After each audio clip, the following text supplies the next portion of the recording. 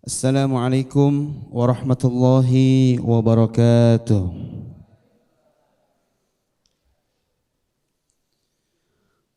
Alhamdulillahilladzi bini'matihi tatimmus salihat.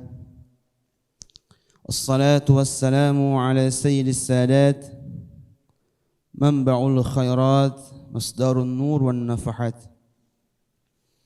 Allahumma wassalli wa sallim ala sayyidina Muhammadin wa ala alihi wa sahbihi ajma'in, amma ba'd. Faya ayyuhal hadirun, alhamdulillah, segala puji bagi Allah Subhanahu wa taala yang telah memberikan kita nikmat iman, nikmat Islam, dan nikmat sehat wal afiat, sehingga kita dapat berkumpul di tempat yang mulia ini, yang mudah-mudahan diberkahi Allah Subhanahu wa taala. Sering guru kita sampaikan, Habib Isa, Habib Husain, Habib Hamzah, bahwa di antara maghrib dan isya itu memang dianjurkan untuk i'tikaf, membaca Al-Quran atau mendengarkan kajian ta'lim. Teman-teman hadirin yang dirahmati Allah Subhanahu wa taala, ada satu hadis Rasulullah SAW, "Ma min qaumin yadhkuruna Allah illa haffathumul malaikah wa ghashiyatuhumur rahmah wa nazalat alaihimus sakinah." Atau kama qala Rasulullah SAW. Hadis ini mohon direnungkan. Rasulullah SAW pernah mengatakan, berwasiat kepada kita, tidak ada suatu kaum yang duduk di majlis alim mendengarkan apa yang disampaikan tentang agama-agama Allah, illa haffathumul malaikah, kecuali Allah akan turunkan para malaikat. Hadirin Allah Subhanahu wa taala, malaikat hal yang gaib. Kita tidak bisa melihat secara langsung malaikat turun. Tapi sebetulnya malaikat akan turun kepada suatu kaum yang di dalamnya mengadakan majlis ta'lim, yang di dalamnya mengingat Allah Subhanahu wa taala. Untuk apa malaikat turun? Tentu ada maksudnya. Malaikat kalau sudah diperintahkan Allah Subhanahu wa taala untuk turun kepada hambanya, yang akan dilakukan malaikat adalah Allahumma ghafir lahum, ya Allah ampunilah hamba-hambamu ya Allah. Allahumma rahamhum, ya Allah rahmati hamba-hambamu ya Allah. Ini yang kita tidak sadar, yang hanya menjadikan kajian sebagai rutinitas sehari-hari kita saja.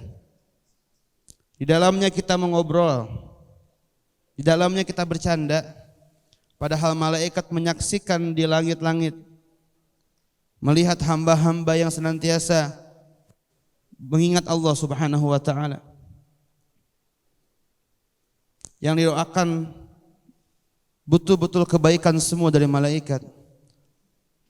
Malaikat berharap agar Allah Subhanahu wa taala ampuni dosa-dosa kita. Malaikat berharap agar Allah Subhanahu wa taala merahmati kita. Dan ingat, malaikat adalah la ya'sunallaha ma amarahum wa yaf'aluna ma yu'marun. Ingat, malaikat merupakan satu-satunya hamba Allah yang tidak pernah bermaksiat kepada Allah Subhanahu wa taala. Wa yaf'aluna ma yu'marun, dan malaikat hanya hamba Allah yang senantiasa mengerjakan apa yang Allah perintahkan. Kalau ada seorang hamba yang belum sama sekali bermaksiat kepada Allah, kalau dia berdoa kepada Allah, apakah diterima doanya? Ini yang kita sadari. Para santri hanya menganggap kajian sebagai rutinitas saja. Padahal tidak. Malam demi malam kita diampuni dosanya oleh Allah Subhanahu wa taala. Lalu apa lagi keutamaan yang duduk di majlis ta'lim? Wa ghasyiyatuhumur rahmah. Allah akan anugerahkan semua yang duduk di majlis ta'lim rahmat. Apa itu rahmat? Kasih sayang dari Allah Subhanahu wa taala. Ridho dari Allah Subhanahu wa taala. Manusia tanpa rahmat Allah 1 detik saja tidak akan bisa sama sekali menjalankan kehidupannya. Jangan sampai seperti Qarun. Qarun menyampaikan dalam Al-Qur'an, wa ma utitum illa bi'ilm. Saya punya kekayaan ini semua itu karena ilmu saya, karena kehebatan saya. Banyak sekali dari hamba-hamba Allah yang betul-betul sombong dan congkak. Dia merasa tak perlu sama sekali pertolongan Allah Subhanahu wa taala. Coba bisa dibayangkan, bagaimana jika nikmat Allah Subhanahu wa taala dicabut 5 detik saja. Tiba-tiba Allah berhentikan jantungnya. Tiba-tiba Allah rapatkan hidung kita tanpa ada sebab. Kira-kira Allah bisa apa enggak? Bisa. Tapi karena rahmat Allah yang begitu luas teman-teman sekalian, hadirin jemaat Allah Subhanahu wa taala, kita dapat menikmati hari demi hari yang betul-betul luar biasa. Apalagi selain rahmat Allah, keutamaan yang menuntut ilmu, yang duduk di majlis ta'lim mengingat Allah, wa ghasyiyatuhumur rahmat wa nazalat alaihimus sakinah. Ini yang luar biasa. Apa kata Rasulullah? Orang yang duduk di majlis ta'lim mendengarkan ilmu Allah, selain dapat sakinah, selain mendapatkan rahmat, selain mendapatkan ampunan, wa nazalat alaihimus sakinah, kata Rasulullah, dan akan ditanamkan benih-benih ketenangan dalam hati kita. Hadirin mati Allah Subhanahu wa taala, kalau kita mempraktekkan ketika duduk di majlis ta'lim mendengarkan dengan baik, untayan demi untayan ilmu Allah Subhanahu wa taala, pasti janji ini akan terdapat oleh kita. Akan dapat ketenangan hati. Majlis ilmu itu untuk senantiasa mengingat Sang Pencipta Allah Subhanahu wa taala. Kalau setelah majlis ilmu kita enggak dapat ketenangan, justru kita gelisah, berarti ada yang salah dalam mengaji kita. Mungkin ngobrol di sepanjang pengajian, mungkin bercanda di sepanjang pengajian. Ya. Wa dzakarahullahu fima inda, dan terakhir orang yang menuntut ilmu akan Allah sebut-sebutkan di antero malaikat di langit sana. Bisa dibayangkan, satu hadis saja kalau kita renungin betul-betul kita mustahil meninggalkan majlis ilmu. Sesibuk apapun kita di rumah, sesibuk apapun kita pekerjaan, kalau kita betul-betul merenungkan satu hadis ini, kita akan senantiasa meluangkan waktu untuk ilmu. Dari 24 jam, berapa jam untuk Allah? Dari 24 jam, berapa jam diri kita untuk mengabdi kepada Allah? Mungkin hanya 30 menit ke depan, itu pun sekarang Isya sudah maju. Kadang-kadang terpotong Isya. Mari sama-sama kita betul-betul ya merenungin ayat-ayat firman Allah Subhanahu wa taala. Yang kedua, hadirin mata Allah Subhanahu wa taala, ada satu ayat Al-Qur'an mengatakan, "Wa ma kana al-mu'minuna liyanfiru kaffah falawla nafarum minhum min kulli firqatin ta'ifah liyatafaqahu fid-din." Allah mengatakan dalam Al-Qur'an, "Wa ma kana al-mu'minun liyanfiru kaffatan." Tidak wajib untuk seluruh orang-orang muslim datang ke medan peperangan untuk berjihad di jalan Allah Subhanahu wa taala. Falaula nafarum min kulli minhum ta'ifah. Tapi ada di antara mereka yang datang ke majlis ilmu untuk apa? Liyatafaqahu fid din, untuk mempelajari agama. Jadi sekarang kalau ada yang berkobar-kobar rasa jihadnya, Ustadz saya izin mau ke Palestina, wajib apa enggak? Wajib apa enggak? Kata Allah tidak semua harus ke sana. Ikut berjuang di jalan Allah. Biarkan para tentara yang sudah handal, biarkanlah para mujahidin. Kita berdoa di sini, kita infak untuk membantu mereka.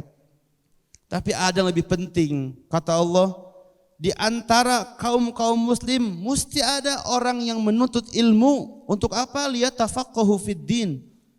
Ilmunya terkhususkan ilmu agama. Untuk apa ini dilakukan? Kenapa Allah menitahkan demikian? Liyungdziru qaumahum idza raja'u. Masya Allah. Menuntut ilmu, mendengarkan majlis ta'lim, mendengarkan para asatidz menyampaikan ilmu-ilmu Allah. Untuk apa gunanya? Liyungdziru qaumahum idza raja'u. Untuk senantiasa mengingatkan kaum-kaumnya ketika pulang dari menuntut ilmu. Jadi teman-teman santri punya tugas yang betul-betul besar. Bukan hanya menuntut ilmu pulang selesai. Menuntut ilmu pulang melupakan ilmunya. Taat di sini, di rumah tidak taat. Di sini tahajud, di rumah bangun 7:30. Ada apa enggak? Fi ayyi ardin tata' wa antum mas'ulun an islamihi. Di bumi manapun kalian pijak, kamu akan bertanggung jawab atas Islam kalian. Ini hadirin mati Allah Subhanahu wa taala, untuk mengawali dari kajian ini, barangkali di hati-hati kita ada yang belum bisa khusyuk dalam menuntut ilmu. Barangkali di hati-hati kita belum merasakan kerinduan menuntut ilmu. Kami ingatkan di hari ini bahwasanya menuntut ilmu adalah amalan yang luar biasa. Disebutkan tadi keutamaannya. Ya, dan Allah Subhanahu wa taala justru mewajibkan kita untuk menuntut ilmu. Supaya apa? Datang ke rumah kita dakwahi orang tua kita. Datang ke rumah dakwahi adik kita. Datang ke rumah dakwahi sepupu kita. Datang ke rumah dakwahi kampung kita. Sampai bisa meluas. Tidak harus jadi seorang ustadz yang dakwah, teman-teman. Ya, kita semuanya memiliki tiket untuk berdakwah. Seorang dokter dakwah dengan kedokterannya. Seorang tentara dakwah dengan jihadnya, dan seterusnya. Hadirin mati Allah Subhanahu wa taala.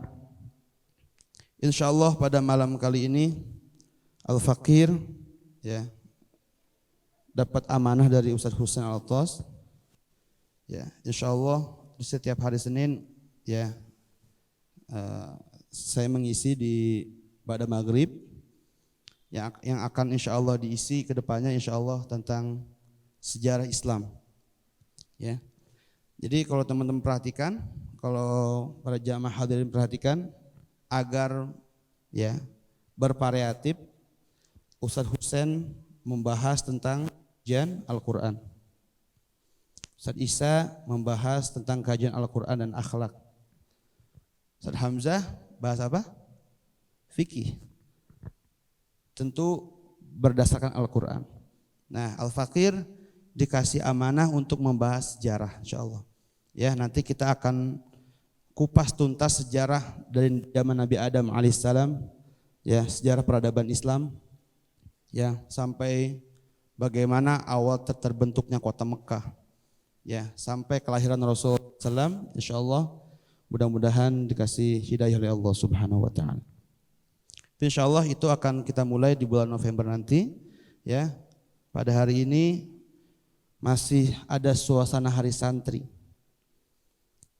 Santri yang harus kita pahami adalah santri yang menjunjung tinggi akhlak Rasulullah SAW. Sekarang hadirin Allah Subhanahu wa taala, aura santri ini seperti tidak kayak dulu. Sekarang banyak santri ini ya yang gampang sekali melontarkan kata-kata kotor. Betul. Yang gampang sekali berperilaku yang buruk. Padahal dulu para ulama dan santri memperjuangkan dalam kemerdekaan Indonesia. Mari sama-sama malam ini kita kaji insyaallah sampai Isya beberapa sifat-sifat Rasulullah SAW supaya apa? Supaya yang kita idolakan yang pertama adalah Rasulullah SAW. Di antara kita ini sungguh membingungkan ketika ditanya, Mas Ikrom, siapa idolanya? Ronaldo. Mas Ari, siapa idolanya? Messi. Vito, BTS. Ya. Siapa lagi? Ya. Yang diidolakan, saat saya mengidolakan Abdurrahman ibn Auf. Saat saya mengidolakan Muhammad Al-Fatih. Ini yang diidolakan siapa? Ya. Bukan berarti tidak boleh mengagumi, boleh. Karena kepintarannya, karena kecerdasannya boleh. Tapi tetap Rasulullah SAW merupakan khuluqun azim. Baik, perhatikan. Hadirin Allah Subhanahu wa taala. Insyaallah 15 menit ke depan kita akan sedikit mempreteli akhlak Rasulullah SAW. Satu sahabat Rasulullah SAW suatu hari datang kepada Ummul Mukminin Aisyah radhiyallahu anha. Sahabat mengatakan, "Ya Ummul Mukminin, kaifa kana khuluq Rasulullah SAW?" Wahai Ummul Mukminin, bagaimana sih akhlak Rasulullah SAW? Apa kata beliau? Kata Aisyah, "Am taqra'una al-Qur'an?" Apakah engkau membaca Al-Qur'an? Na'am. Apa kata Aisyah? Kana khuluquhul Qur'an. Akhlak Rasulullah merupakan akhlak Al-Qur'an. Artinya seluruh kebaikan-kebaikan Al-Qur'an Rasulullah SAW terapkan dalam kehidupannya. Kalau ditanya, siapa yang paling amanah di dunia ini? Rasulullah SAW. Siapa yang paling jujur di dunia ini? Rasulullah SAW. Siapa yang paling bisa memimpin peperangan di dunia ini? Rasulullah SAW. Siapa yang paling bisa memimpin rumah tangga? Rasulullah SAW. Siapa yang paling cerdas? Rasulullah SAW. Semua akhlak-akhlak kebaikan yang ada di bumi ini dicontohkan oleh Rasulullah SAW. Sampai-sampai yang memuji bukan hanya manusia, tapi Allah Subhanahu wa taala sang pencipta mengatakan, "Wa innaka, wahai Muhammad, sesungguhnya engkau la'ala khuluqin azim." Luar biasa. Apa kata Allah Subhanahu wa taala? Sungguhnya engkau wahai Muhammad la'ala khuluqin azim, memiliki budi pekerti yang luhur, akhlak yang baik. Bayangkan kalau ada seseorang hamba yang muji langsung Allah, sang pencipta. Berarti tidak diragukan lagi hadirin Allah Subhanahu wa taala. Baik. Kalau kita membahas semua akhlak Rasulullah di majlis ini, sungguh ribuan akhlak Rasulullah. Tidak akan bisa terhitung, tidak akan bisa terkaji dalam satu hari dua malam. Tapi kita akan kupas tuntas beberapa saja akhlak Rasulullah. Salah satunya adalah Rasulullah SAW, ya, beliau bisa mengalahkan amarahnya, ya, daripada, ya, beliau bisa mengalahkan amarahnya dengan cintanya. Hadirin mati Allah Subhanahu wa taala, apa maksudnya? Perhatikan, ada satu kisah yang unik. Satu kisah yang mencengangkan. Ya. Satu kisah yang betul-betul kita akan terpukau dengan kisah ini. Apa itu? Suatu hari Rasulullah SAW pernah berceramah seperti di depan para sahabatnya. Di hadapannya ada Umar, ada Utsman, ada Abu Bakar, min kibarus sahabah. Sahabat banyak sekali yang menyaksikan. Tiba-tiba datang seorang Yahudi datang langsung ke belakang Rasulullah SAW. Orang Yahudi tersebut menarik sorban Rasulullah SAW, mencekik Rasulullah SAW. Ini udah orang Yahudi datang ke majelis ilmu Rasulullah, la salam wala kalam, tiba-tiba mencekik Rasulullah SAW. Kira-kira respon para sahabat bagaimana? Jangankan Rasulullah lah, misalkan guru kita Ustadz Husain lagi ceramah, tiba-tiba orang cukuk datang ke belakang, cekik Habib Husain.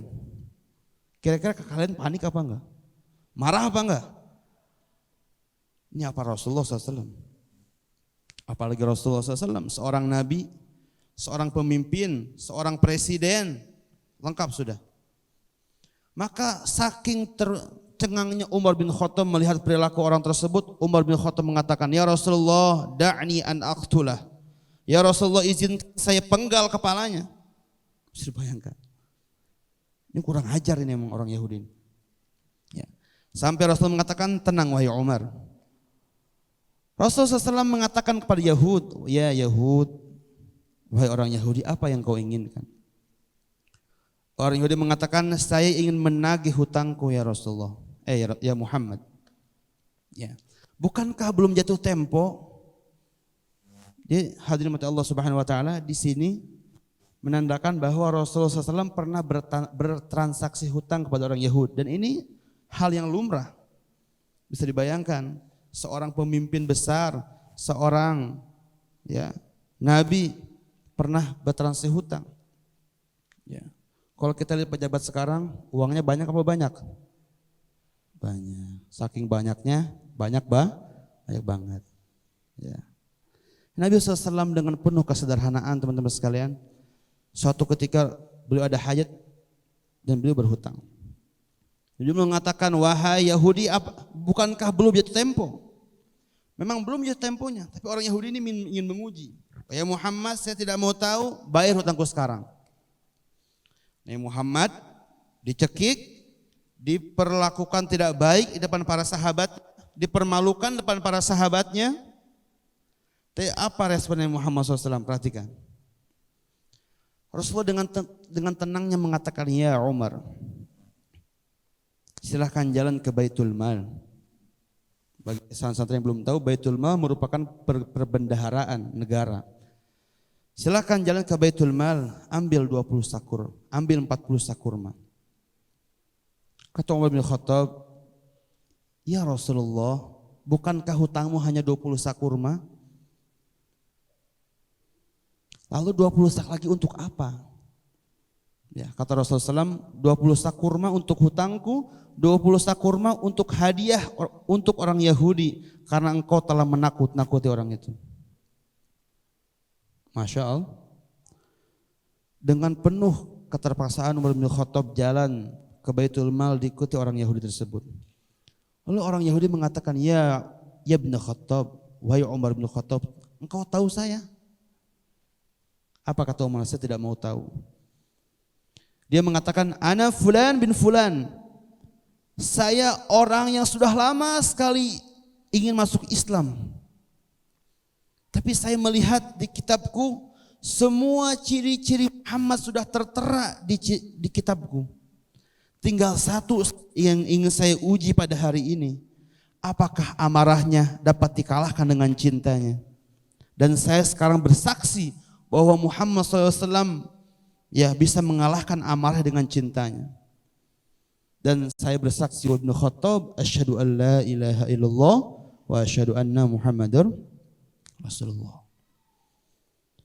dengan kasih sayang beliau, orang bisa masuk Islam tanpa dibunuh, tanpa diancam. Tapi dengan akhlak Rasulullah SAW, orang Yahudi yang tulen sekali masuk Islam. Teman-teman bisa gak kayak gitu? Dizolimi.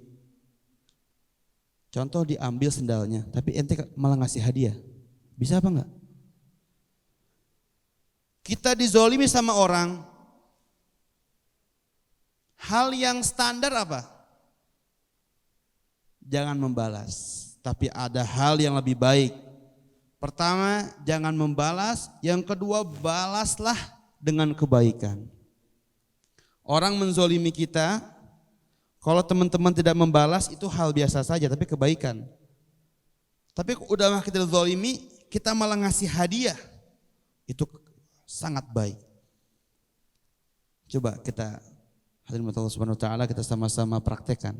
Kalau ada yang menzalimi kita maafkan, jangan dibalas, kita kasih hadiah. Pasti akan malu. Ini teman-teman akhlak Rasulullah SAW. Sebagai penutup, bagaimana kasih sayang Rasulullah SAW kepada para sahabatnya saat itu? Pernah Rasulullah SAW setiap melihat Amr bin As tersenyum. Amr bin As lewat di hadapan Rasul tersenyum. Ditanya, wahai Amr bin As, apa kabarnya? Bagaimana keluargamu? Sampai-sampai Amr bin As menganggap bahwa Rasulullah SAW adalah orang yang paling mencintainya. Atau dia menganggap Amr bin As adalah orang yang paling dicintai Rasulullah nomor satu. Karena saking apa? Saking betul-betul murah hati. Tersenyum, menanyakan kabarnya, bagaimana keadaan keluarga, apa ada yang bisa saya bantu dan seterusnya. Ya, sampai Amr bin As menganggap, oh kayaknya saya nih yang paling dicintai Rasulullah. Amr bin As, teman-teman sekalian, mengeteslah. Ya Rasulullah, siapa ya yang paling kau cintai? Apa jawaban Rasulullah? Aisyah. Siapa? Aisyah. Wahai Rasulullah, maksudku dari kaum laki-laki siapa yang paling kau cintai dengan rahmatnya? Apa kata Rasulullah? Abaha, yaitu siapa? Abu Bakar. Thumma, lalu siapa? Umar. Thumma Utsman. Thumma Ali. Disebutkan beberapa sahabat yang paling dicintai Rasulullah SAW sampai urutan Amr bin As di sekian puluh. Bisa dibayangkan, urutan di sekian puluh tapi betul-betul diperhatikan setiap harinya. Coba, kalau ada teman kita yang belum dijenguk, kehabisan uangnya, jajanin. Diperhatikan kalau ada yang sakit. Ini betul-betul akhlak yang mengundang rindu teman kalian. Rindu saudara kalian. Ya. Ini kita hanya bahas dua sifat Rasulullah SAW. Pertama, beliau bisa mengalahkan amarahnya dengan cintanya. Yang kedua, kita bahas kasih sayang Rasulullah SAW. Menarik apa enggak? Menarik. Apalagi kita bahas ke 1000 sifat Rasulullah SAW. Ya, insya Allah untuk lebih banyak ya kisah Rasulullah SAW kita akan bahas insya Allah di pelajaran sejarah insya Allah. Ya, mudah-mudahan Allah berikan taufik. Walastu bi khairikum, ya, dan ingat al-faqir bukan lebih baik dari para jamaah, dari teman-teman. Hanya mengamalkan hadis Rasulullah SAW, ya. Innad din apa? Ad-dinul an-nasihah. Kata Rasulullah, agama itu merupakan saling menasihati. Ya. Ini yang melandaskan al-faqir mau berbicara karena Rasulullah SAW mengatakan ad-dinun nasihah. Ya, agama saling menasihati. Mari sama-sama kita tingkatkan ketakwaan akhlak kita kepada sama manusia insyaallah. Subhana rabbika rabbil izzati amma yasifun wa salamun alal alamin. Subhanakallah bihamdika asyhadu an la ilaha illa anta astaghfiruka wa natubu ilaik wal afu minkum. Assalamualaikum warahmatullahi wabarakatuh.